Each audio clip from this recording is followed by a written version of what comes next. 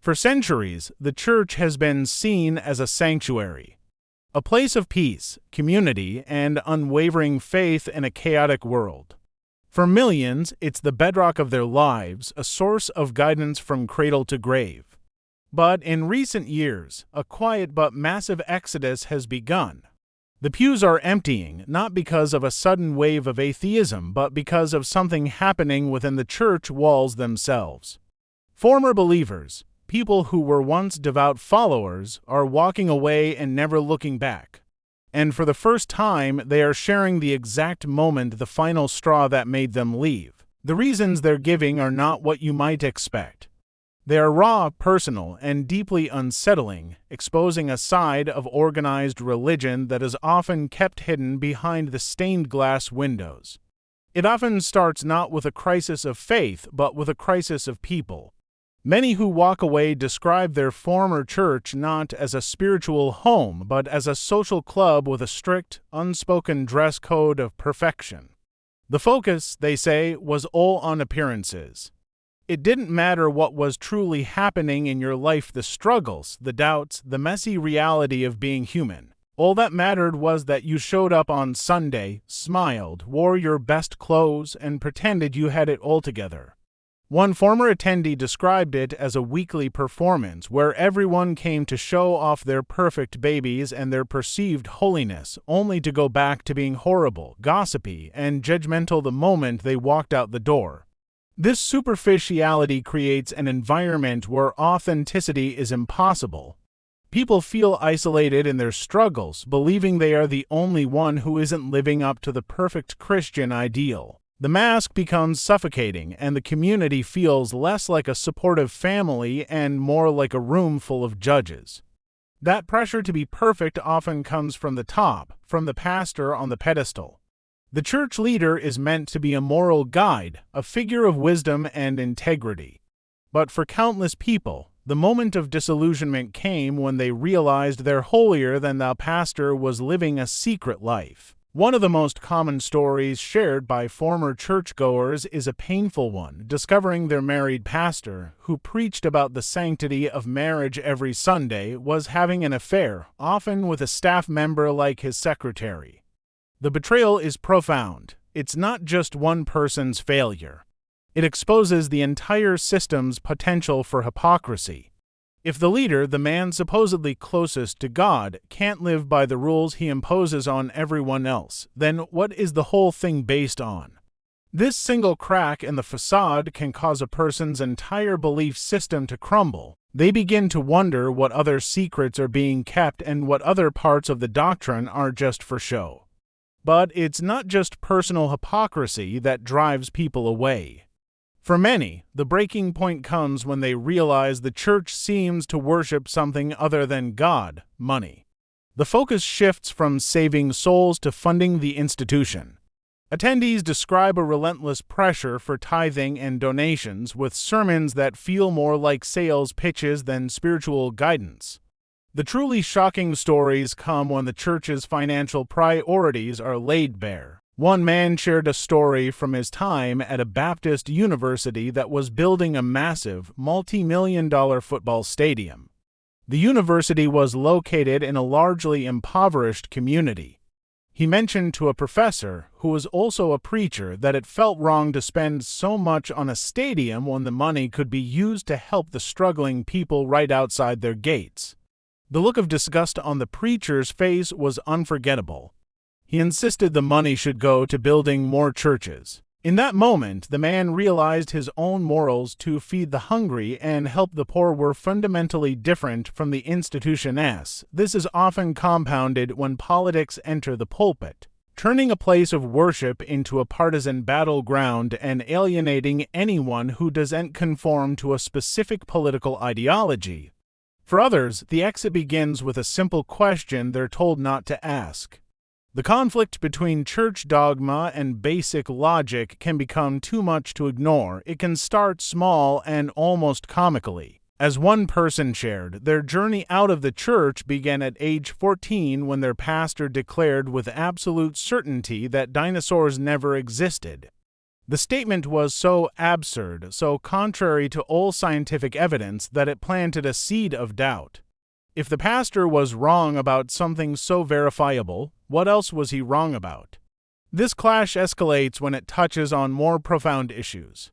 People who were encouraged to question the world and not believe everything on TV were then chastised for questioning the literal truth of Bible stories. The most painful disconnect, however, comes when faith is used to explain real-world tragedy. A former believer recounted the moment they were told their mother's cancer was God testing the family. This kind of unhinged explanation for indiscriminate suffering doesn't bring comfort. It paints a picture of a cruel and capricious God forcing people to choose between their faith and their own sense of reason and decency. Beyond the logical fallacies, many former members speak of the immense psychological weight the church placed on them. A common theme is the weaponization of guilt. They describe a childhood steeped in anxiety, fueled by the constant teaching that God is always watching. Every thought, every mistake, every secret desire was supposedly being monitored and judged. This creates a state of hypervigilance where natural human impulses are labeled as sinful. One person explained how they started to feel an overwhelming sense of guilt for things that weren't truly wrong and didn't negatively impact anyone. This constant burden of unearned guilt can be crippling, particularly for a developing mind. The church, which promises to lift your burdens, instead becomes the source of them. People eventually realize that they don't need an institution to interpret good and evil for them. They can simply do their best to be a good person on their own terms, free from the fear of divine retribution for harmless thoughts. But of all the reasons people walk away, none are more powerful than when the church fails its most vulnerable. These are the stories of unforgivable betrayals.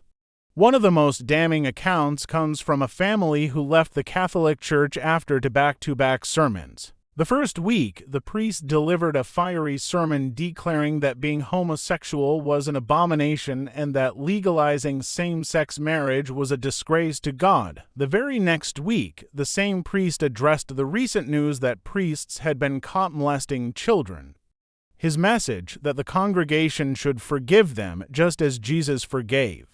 The hypocrisy was so staggering it was almost unbelievable. The church condemned love between two consenting adults but demanded forgiveness for those who committed unthinkable acts against the innocent. This moral bankruptcy took an even darker turn for one woman who sought guidance from her pastor about her domestic abuse husband. She was desperate and in danger. The pastor's advice was chilling. She was not allowed to leave her husband unless he cheated on her. The church's doctrine was more important than her safety. She left him anyway, and she left the church forever. Sometimes the final straw is not a grand institutional failure, but a deeply personal moment of crisis where the church reveals its true priorities. One of the most powerful stories came from a soldier who had served in Iraq. Early in his tour, he was a gunner on a Humvee when a kid threw a rock at the truck. In that split second, his training took over and he was pulling the trigger before his brain registered that a rock was not a threat. He didn't kill anyone, but the experience of being that close to taking a young life messed with him deeply. As a devout Catholic, he went to confession, seeking help and spiritual guidance for the immense trauma he was carrying. But the priest seemed uninterested in his near-deadly encounter. Instead, he was more fixated on whether the soldier had rubbed one out. The church's disproportionate obsession with minor sexual sins over a soldier's profound moral injury was a shocking revelation. In a moment of deep spiritual need, the church failed him completely. For others, the crisis of conscience hits closer to home. As one parent simply put it, one of my 4 sons is gay. I love him without reservation. The church says he's a sinner because of who he is. I'm out. In the end, the choice between their child and their church wasn't a choice at all. In the end, the story of why people leave the church is not one of rebellion or a desire to sin. It's a story of profound disappointment and shattered trust. It's the realization that the institution they dedicated their lives to is flawed, sometimes corrupt, and often prioritizes dogma over people. Many who walk away are not rejecting spirituality. They are rejecting hypocrisy, judgment, and the abuse of power.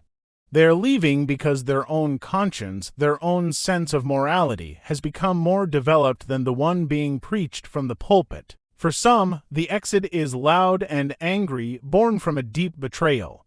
For others, it's a quiet, sad departure, like the person who last set foot in their church for their mama's funeral and simply couldn't bear to go back. They are not losing their faith. They are looking for it elsewhere, seeking a moral compass in their own heart and a sense of sanctuary in the world outside the walls they once called home.